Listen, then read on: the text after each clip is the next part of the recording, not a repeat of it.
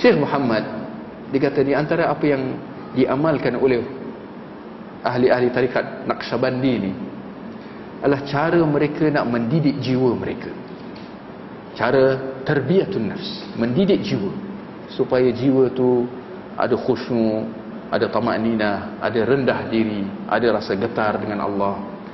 Di antara cara tarbiyah mereka, tarbiyah adalah seperti mana yang dilakukan oleh seorang Syekh Sufi ini. Syekh Sufi ini bercerita ni, lalu diceritakan kepada kita oleh Syekh Muhammad dalam buku dia. Ini mengatakan seorang Syekh ni telah membawa satu plastik dengan dipenuhkan dengan kacang-kacang. Kekacang. Maknanya macam jenis kacang lah, dipenuhkan dalam bag plastik ni. Lalu Syekh tu pergi ke pasar. Dia berjumpa dengan budak-budak kecil. Dia kata, budak, ludah kat muka aku. Budak, kau ludah, aku bagi kau kacang. Budak ni sukalah, dapat benda free. Tui dia ludah kat muka Syekh tu. Syekh tu suka. Dia bagi kat dia kacang. Ya. Pergi jumpa budak lain kat pasar ni, ramailah budak-budak kan. Jumpa budak kedua, ketiga, disuruh ludah kat muka aku. Semua ni untuk tujuan dia apa? Supaya belajar rendah diri, belajar tawadhu', belajar memperhambakan diri dengan Allah. Dengan caranya suruh budak-budak ludah kat muka dia. Maka budak-budak tu tui, dia bagi kacang. Terima kasih. Akhirnya Syekh tu keluar daripada pasar dengan mukanya penuh dengan lendir-lendir ludah yang sedang meleleh-leleh daripada mukanya, tetapi dengan wajah yang ceria, kerana dia menyangka bahawa dia telah berjaya mempelajari cara merendahkan diri. Jadi Syekh Muhammad mengatakan, apakah ini cara yang diajar oleh Rasulullah sallallahu alaihi wasallam?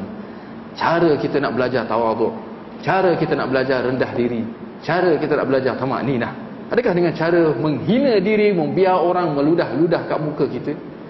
Jelas ini satu cara yang sangat menyimpang daripada apa yang diajar oleh Allah Subhanahu wa taala dan juga Rasulullah sallallahu alaihi wasallam. Sebagaimana firman Allah, walaqad karramna bani Adam. Allah kata dalam Al-Quran, dan sesungguhnya kami telah memuliakan anak Adam. Memuliakan anak Adam. Laqad khalaqnal insana fi ahsani taqwim. Sesungguhnya kita telah menciptakan manusia dengan sebaik-baik kejadian. Lalu kita menghinakan diri dengan sebegitu rupa. Apakah ini akhlak yang diajar oleh Rasulullah? Apakah ini tarbiyah yang diajar oleh Rasulullah? Kita insyaAllah sepakat mengatakan, siapakah yang paling rendah diri? Siapakah yang paling bertakwa? Siapakah yang paling hebat ibadah dia? Siapa? Maulana Sipulan Abdul Qadir Jailani, Maulana Wali Songo. Adakah itu? Tak. Kita insyaAllah kena semua sepakat, dia adalah Rasulullah sallallahu alaihi wasallam. Baginda adalah orang yang paling hebat daripada semua segi. Wa innaka la'ala khuluqin azim. Allah kata dalam Al-Quran, dalam surah Al-Qamar, dan sesungguhnya engkau wahai Nabi Muhammad berada pada akhlak yang paling hebat dari semua segi, bukan dari segi tawadhu' sahaja. Dan kita nak tegaskan bahawa Rasulullah juga adalah orang yang paling tawadhu'. Tapi persoalan kita, apakah gitu Rasulullah memperolehi, mentarbiahkan diri dia dengan sifat tawadhu'? Suruh para sahabat bagi dia, ludah muka aku. Adakah itu Rasulullah buat? Jawapan dia, tidak. Rasulullah tak pernah buat macam tu. Bagaimana dia belajar tawadhu'?